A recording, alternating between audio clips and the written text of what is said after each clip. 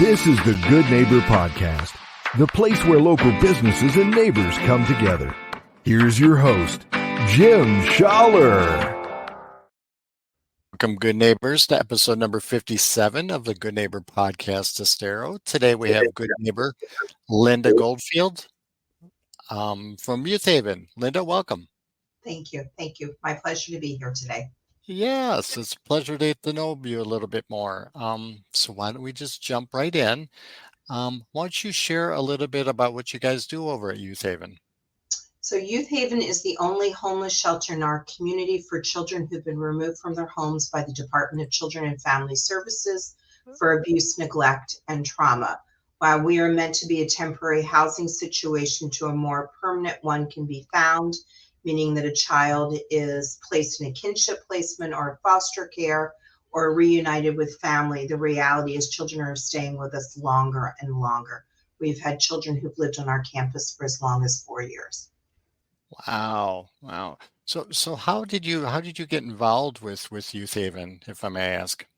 I have lived in Collier County for 24 years. My background is in the nonprofits, primarily in fundraising and community development. And when the former executive director of Youth Haven was retiring, I was approached by her and the board to become the CEO of Youth Haven. And I've had the privilege of serving as the CEO for the last 3 years. That is great. That is wonderful. Now you did this type of work previously? I did. Not with a homeless shelter, but with nonprofits in our community. Very nice. No, it's good to meet people like you doing that. I mean, it's much needed within our community, and that's why we do this, is to help share with the community exactly what you guys are doing there, and see if we can help raise some awareness as well too. Thank you. Are there any, you've had a journey and you've gotten to where you are today. Are there any challenges that maybe, I want to say, put you, you can look back today and say, hey, I'm in a better place because of it, but at the time it may have been kind of challenging? So I think that the challenges with Youth Haven are that we live in a community that is very affluent, and poverty, homelessness, abuse tends to be hidden. And so we can all live in our picture perfect version of Naples and have a hard time believing that what is going on in our community exists, that there are children who've been removed from their home for abuse, neglect, and homelessness. The numbers continue to increase. There are approximately 1,200 homeless teens in our community, according to Collier County Public Schools. Florida has one of the highest rates of children that are in the child welfare system. And while Naples is a very affluent community, it's becoming more and more polarized as it's become more affluent, that middle class, working class, and working poor can't afford to live here. And it's the perfect storm when you have families that are struggling financially, oftentimes turn to self-medication and struggle to take care of their children. And then unfortunately, their children are removed from their homes. Our role is to provide a loving, nurturing environment for these children to heal, to regain their childhood, because frankly, it's no fault of their own where they brought into a world with parents that didn't have the skills to take care of them. And that's great that you are doing those type of things. Like you said, the community continues to grow and get more diverse, and we need to grow with it. Are there any myths or maybe misconceptions about what you guys do that we can maybe clear up for our listeners? Absolutely. I think the biggest challenge is people think that the children of Youth Haven are broken, or they must be difficult children that belong in Department of Juvenile Justice. I am here to share that I think we have the most wonderful children on our campus. They are courageous, they're resilient, there is nothing broken about them. The experiences that sadly they have had to face make them, frankly, I think, more prepared for the world. It's our job as a community to provide them better outcomes and brighter futures so that they don't become the sad statistics of foster care children, where we live in a very generous community that supports the work that we do. We continue to grow, to raise more money to meet the needs as we become more and more of a therapeutic campus. and more of a nurturing, loving, family-like environment for these children to heal and regain their childhood.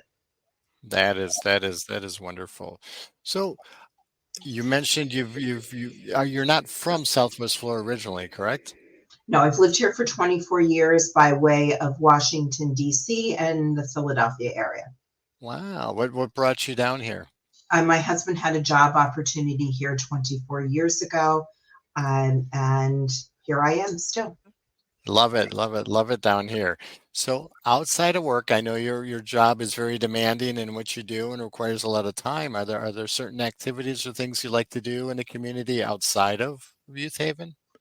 So I think we live in a beautiful community, that there is so much to do in our community, whether it's participating in the arts.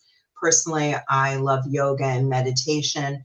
But I have to say that my work can be all consuming, and I am thrilled to have a job that I love so much. I don't think of it as a job. I feel like it's a calling. Most of the employees that work here, we have a staff of over 60, feel the same way that I do, that we are making a profound change in children's lives. And the ability to separate personal from work is really hard, and it blends together because these children are our children. They become our family. At holidays, we're here for Christmas with them. We're here with them as much as we can be, because frankly, it brings us joy. It makes my heart sing to spend time with these children and see them regain their childhood and heal from the trauma that brought them into our care. That is good. Great to hear. Good to hear. And like you said, you need to be passionate about what you do, and that makes you, all that better to perform what you're doing within the community. Is there maybe one more thing that maybe our listeners don't know about Youth Haven that they should know that we could share with them? Absolutely. So in our community, we are like every other community in the United States. 1 in 7 children are neglected or abused. We are changing the conversation around foster care, destigmatizing it. We encourage those that would like to get involved in our campus to give us a call, to become a mentor to a child, to tour our campus, to understand who we are, what we do, because I think there are a lot of misconceptions of what a shelter looks like. And by no means does our campus look like what most people think of a shelter. Again, 18.5 acres, 6 cottages in which children live in. They go to public school. They have activities, enrichment programs, everything that creates normalcy and prepares them for the next stage of life. And we encourage the community to be active in their lives, to be engaged with our children. There was a study from Harvard University that says every child in foster care needs is one caring adult to make a difference in their lives. And I challenge this community to care about our children, to make a difference in their lives. That's incredible. I love it. I love it. So how can our listeners go about getting more information or learning a little bit more about what you do? How can they reach you? Go to our website, which is www.youthhavenswfl.org. There are links there if you're interested in becoming a volunteer, donating your time, or making a financial contribution to the organization. There are many ways to be involved with us. Linda, thank you very much for your time today. I appreciate and love everything you're doing with the community, and look forward to seeing you out there in the community soon. Thank you. Appreciate the opportunity. Thank you for listening to the Good Neighbor Podcast Estero. To nominate your favorite local businesses to be featured on the show, go to gnpestero.com.